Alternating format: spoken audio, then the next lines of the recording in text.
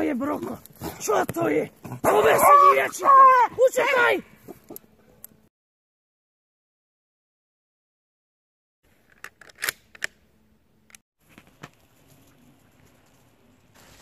Pohľadaj! Kde je diviačik, Broko? Kde je?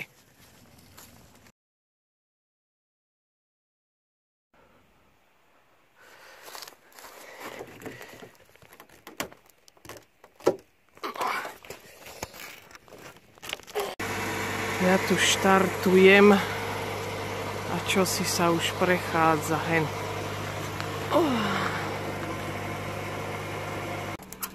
Poďme! Smradí. Šup! Molly, poď!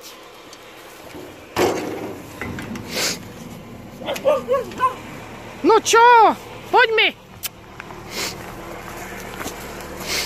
Brok, poď sem, hop! Miesto! Tak si šikovný. No a ty čo? Nejdu otvoriť dvere. No. No čo s tebou?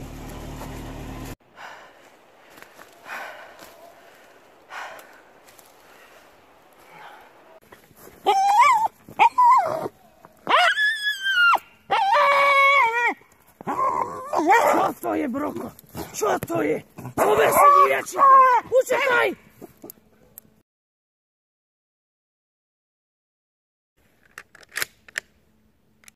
Kým idem takto viac po rovnom teraz, tak môžem povedať, že ako vnímam spoločnú polovačku z pohľadu takého mladšieho polovníka, ale budem sa pri tom ozývať, hej, aby ma nezastrelili, aby som vyhnala zver.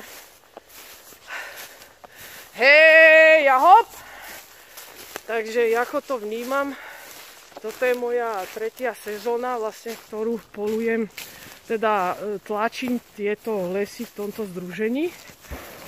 Hej, a hop! No sakra. Rany padli 2 za sebou, vtedy málo kedy čosi leží. A na mňa nič nevybehlo. Hej, a hop! No a chcela som vlastne povedať, ako som brala spoločnú polovačku ja ako mladší honec a vlastne aj teraz po tých 3 sezónach a no 2-3. Berem to hlavne tak, že keď som napríklad chodievala na každú spoločnú polovačku, hej a hop, aj sem, tak proste aj keď som chodievala s flintou, vždy som to tak skôr brala, hej a hop, že som tu, aby som vyhnala tú zver vlastne tým členom združenia, tým starším polovníkom, hej a tak ďalej. Aj keď niečo na mňa vybehlo tú 1., 2. sezónu, tak radšej som aj nestrieľala, lebo viem, že proste je to dobre zastavané a práve vďaka tomu, hej a hop, napríklad ulovil nejaký polovník, ktorý vlastne bol kúsok odo mňa a to sa mi viac cenilo, keď som prišla pomôcť. Hej a hop! Vlastne aj s obsom a vytlačila som zver niekomu druhému.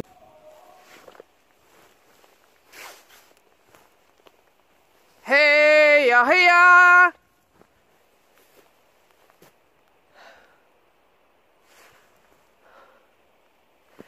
Hej a hop!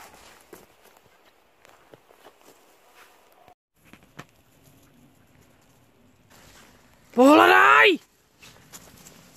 Kde je diviačik, Broko? Kde je? No a aj mi vyšli kusy a aj dobre, že som nestrieľala, lebo proste som nevidela, čo je za nimi. Honci viem presne, že kde boli. Ale niekedy sú práve strelci na štandoch tak rozostavení, že v úsekoch, v ktorých nepolujeme často, to je niekedy haló, dobrý deň, videli ste niečo? Čiže teraz práve tu boli chlapi, ktorí tu opekajú, čiže ešte dobre, že som nestrieľala. No a už len čakáme, že sa všetci pozbierajú, aj kusy, a bude vírať. Takže tak. Je krásne, ale keby nefúčalo tak strašne s mrazivým vetrom. Poprosím som Adam strelcov, aby sa postavili guľovku. Ideme z polovačky.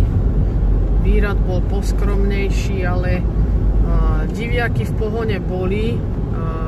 Predo mnou neboli, pred kolegami tiež nie úplne blízko, ale vieme, že vyšli na strelcov, boli pri nich aj psi. No a vlastne strelci povedali, že diviaky nepočuli. Tak aj to zastáva, no čo už. Myslím, že to boli presne tie dve rány za sebou, čo som počula. No a Brok nabehal, neviem, no asi 22 km, keď som odrátala to, čo nás vlastne pán kolega odviezol autom. Takže tak, no. A Brok, ty čo hovoríš na svoju prácu? Čo? Si spokojný? Broko. Takže tak, no, teším sa a ideme domov. A dáme si cestou horúcu kávu, pretože mi úplne zamrzli všetky kosti a asi sa rozmrazia až zajtra. Majte sa.